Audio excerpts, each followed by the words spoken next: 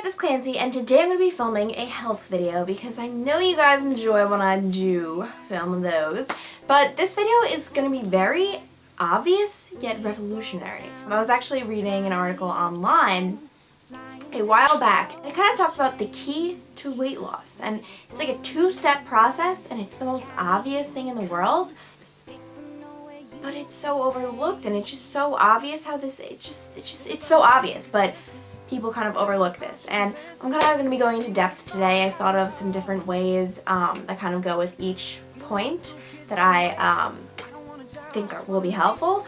So pretty much let's just dive right into it, shall we? We shall dive. So the very first step is to put obstacles in the way of eating unhealthy. And that sounds so obvious, like, alright.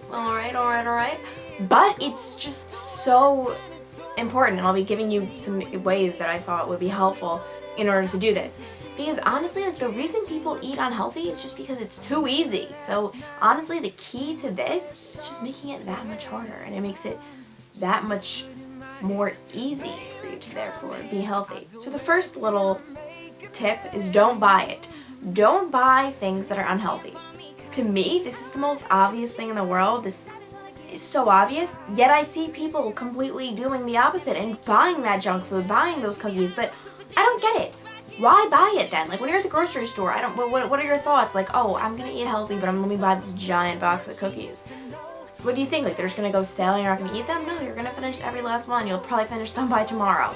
So just don't buy it. That is as simple as it could be. The second thing that I think would be helpful is to have a replacement for every single junk food, every single craving you might have. So for example, like, let's say you're craving chocolate, have a replacement that you find will satisfy you. I mean, you kind of have to come up with these on your own. I could even do a separate video talking about this, but yeah, so like, let's say like your chocolate might be like a huge watermelon, so sugary, have such, you know, all of that, or your popcorn could be kale chips, like, kind of have different like replacements for every single one. And then the third tip that I have is to literally take this thing literally, like, get obstacles and make it harder for you to get these items. And what I mean by this is, alright, let's say you have like an unhealthier food at house, like unhealthier, because you shouldn't have something completely unhealthy, but something a little bit like less healthy. Put it on a higher shelf, or make it hard, put it in the back of the pantry, just so that it gives you that much more, like, it's that much harder for you to get to. Like, you have to have that much more thought in order to get to it. Like, so let's say you are on the couch and you're like, you know what, we're just eating unhealthy, and you go and eat unhealthy, and you go into your kitchen, you're getting that unhealthy thing. Well, guess what? Make it that much harder for you to do it. Have that much more time between your hand reaching the item and that, you know what I mean? So that maybe by the time you get to it, you're like, you know what, we shouldn't be doing this, people. Let's go get those tomatoes or something like that. And then the second step or second key in this little thing is to make it easier to eat healthy food. And that seems obvious enough, but it's just not. For so many people, it just doesn't seem to click. My first little tip that I thought of is to have it readily available. If you have a jar of cookies out, or like a bowl of M&Ms, you can find yourself eating 100 of them. Like, okay, not the cookies, the M&Ms. For the cookies, maybe like 10. Because it's just so readily available. It's just right there. So why not do the same thing with carrots and tomatoes and fruit and other vegetables? Why not do the same thing? You would find yourself eating those so much more just because it's so much easier to get than if you kind of have, you know, something else in the back. This second little tip I have is something that I did not think of at all. I read this somewhere, and it's the get alone with a vegetable strategy. So it's, if you're extremely hungry, about to have a huge feast, eat an entire serving, like an entire plate full of vegetables before you eat your main meal. Because this might prevent you from overeating on the things that aren't as healthy. So by eating a whole plate full of vegetables, you will be kind of more satisfied by the time you get to the less healthy things, and you'll eat like things that are less healthy. And this has been proven and researched and experimented with. I've never tried this ever, but I thought it was, why not, worth a shot. If you do try it, let me know. I think that's a cool concept, just because when you're so hungry, you tend to kind of just go crazy with like the first thing you can get your hands on. So I feel like you should let that first thing you get your hands on be a vegetable.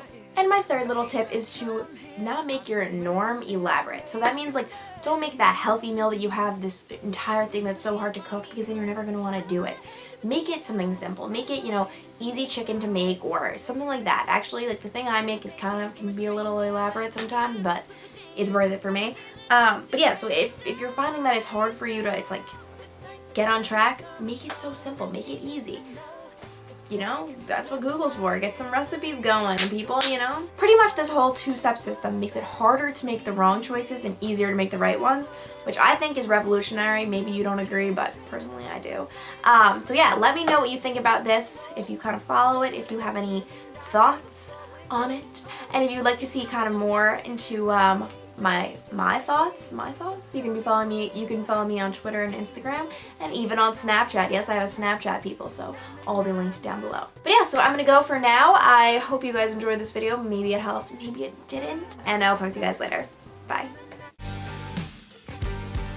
And today I'm gonna be filming a health and fitness with me, or like a bowl of M&Ms.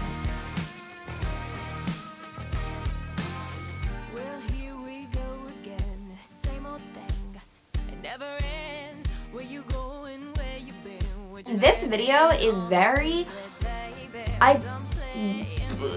Party girls, don't get hurt, can't feel anything. When will I learn? I push it down, push it down.